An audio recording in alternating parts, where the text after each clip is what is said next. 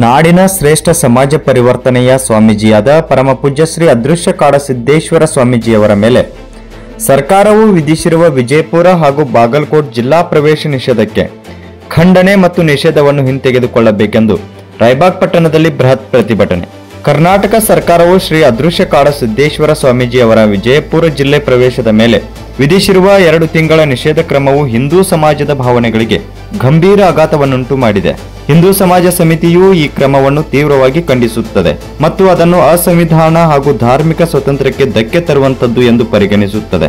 ಆದ್ದರಿಂದ ರಾಯಬಾಗ್ ಪಟ್ಟಣದ ಡಾಕ್ಟರ್ ಬಾಬಾ ಸಾಹೇಬ್ ಅಂಬೇಡ್ಕರ್ ಅವರ ಪುತ್ಥಳಿಗೆ ಹೂಹಾರ ಹಾಕಿ ಅಂಬೇಡ್ಕರ್ ಸರ್ಕಲ್ನಿಂದ ಪಾದಯಾತ್ರೆ ಮೂಲಕ ಅಬಾಜಿ ಸರ್ಕಲ್ಗೆ ಬಂದು ಅಬಾಜಿ ಅವರ ಭಾವಚಿತ್ರಕ್ಕೆ ಹೂಹಾರ ಹಾಕಿ ರಸ್ತೆ ಬಂದ್ ಮಾಡಿ ಪ್ರತಿಭಟನೆ ನಡೆಸಿದರು. ಇದೇ ಸಂದರ್ಭದಲ್ಲಿ ಮಾತನಾಡಿದ ಪರಮಪೂಜ್ಯ ಶ್ರೀ ಗುರುಪ್ರಸಾದ್ ಶ್ರೀಗಳು, ನಾಡಿನ ಶ್ರೇಷ್ಠ ಸಮಾಜ ಪರಿವರ್ತನೆಯ ಸ್ವಾಮೀಜಿಯಾದ ಪರಮಪೂಜ್ಯ ಶ್ರೀ ಅದೃಶ್ಯ ಕಾಡಸಿದ್ದೇಶ್ವರ ಸ್ವಾಮೀಜಿಯವರ ಮೇಲೆ ಸರ್ಕಾರವು ವಿಧಿಸಿರುವ ವಿಜಯಪುರ ಹಾಗೂ ಬಾಗಲಕೋಟ್ ಜಿಲ್ಲಾ ಪ್ರವೇಶ ನಿಷೇಧಕ್ಕೆ ಖಂಡನೆ ಮತ್ತು ನಿಷೇಧವನ್ನು ಹಿಂತೆಗೆದುಕೊಳ್ಳಬೇಕೆಂದು ಬೇಡಿಕೆ ಇಟ್ಟರು. ಇಂತಹ ಮಹಾನ್ ಕಾರ್ಯ ಮಾಡುವ ಸ್ವಾಮೀಜಿಯವರ ಮೇಲಿನ ನಿಷೇಧವನ್ನು ನಾವು ತೀವ್ರವಾಗಿ ಖಂಡಿಸುತ್ತೇವೆ ಮತ್ತು ಮುಂದಿನ ಬೇಡಿಕೆ ಇಡುತ್ತಿದ್ದೇವೆ. ಪರಮಪೂಜ್ಯ ಶ್ರೀ ಅದೃಶ್ಯ ಕಾಡಸಿದ್ದೇಶ್ವರ ಸ್ವಾಮೀಜಿ ಅವರ ಮೇಲೆ ಹೇರಿರುವ ಪ್ರವೇಶ ನಿಷೇಧ ಸಂವಿಧಾನ ಬಾಹಿರ.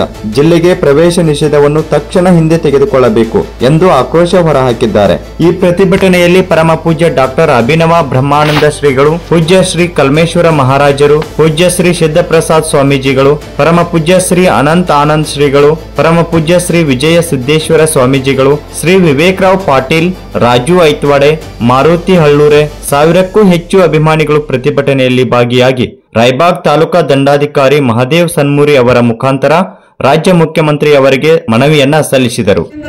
ಬದಲು ಮಾಡಿದ್ದಾರೆ. ಸ್ವಚ್ಛ ಗ್ರಾಮ, ಶೌಚ ಮುಕ್ತ ಗ್ರಾಮಗಳನ್ನೇ ಸಿಳಿಕೆವಾಡಿ, ಕುಂಬಳೆವಾಡಿ ಅಂತ ಮಹಾರಾಷ್ಟ್ರದ 100 ಗ್ರಾಮಗಳನ್ನ ದತ್ತು ತಗೊಂಡ ಇವತ್ತು ಸ್ವಚ್ಛ ಗ್ರಾಮ ಮಾಡಿದಾರ. ಮಹಾರಾಷ್ಟ್ರ ಸರ್ಕಾರಕ್ಕೆ ಆಗೋದಿಲ್ಲ, ಕರ್ನಾಟಕ ಸರ್ಕಾರಕ್ಕೂ ಎಷ್ಟೋ ಕಡೆ ಆಗೋದಿಲ್ಲ. ಆದ್ರ ಇವತ್ತ ಪ್ರತಿ ಹಳ್ಳಿಗೆ ಹೋಗಿ ಶೌಚ ಮುಕ್ತ ಕರ್ನಾಟಕ, ಶೌಚ ಮುಕ್ತ ಭಾರತವನ್ನ ಮಾಡಾಕತ್ತಿದ್ದಾರೆ. ಅಂತ ಸ್ವಾಮೀಜಿಯವರಿಗೆ ಈಗ ಬಿಜಾಪುರ ಮತ್ತು ಬಾಗಲಕೋಟ್ ನಿರ್ಬಂಧ ನಾ ಹೇಳಕತ್ತಿದ್ದೀನಿ. ಇವತ್ತ ನೀವು ಎಲ್ಲೆಲ್ಲಿ ನಿರ್ಬಂಧ ಹಾಕ್ರಿ. ಒಮ್ಮೆ ನಾ ಎದ್ನಂದ್ರೆ ನಿಮ್ ಎಲ್ಲಾರು ನಿರ್ಬಂಧ ಹಾಕಿನಂದ್ರೆ ಕರ್ನಾಟಕದ ಒಬ್ರು ಉಳಿಯಂಗಿಲ್ಲ.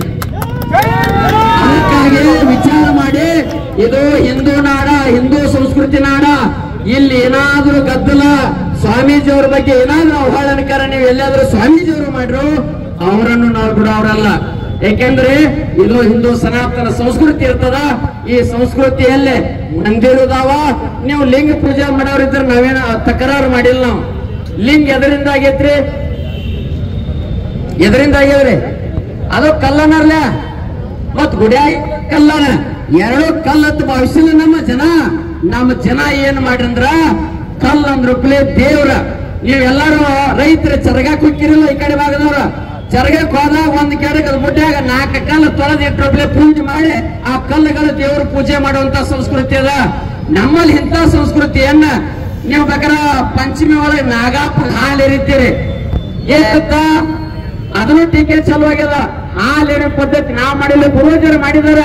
ಹಬ್ಬದ ಒಂದಿವ್ಸ ಕೂಡ್ತೀವಿ, ಅದ್ರ ಬಗ್ಗೆ ಎಲ್ಲರೂ ಇವತ್ತು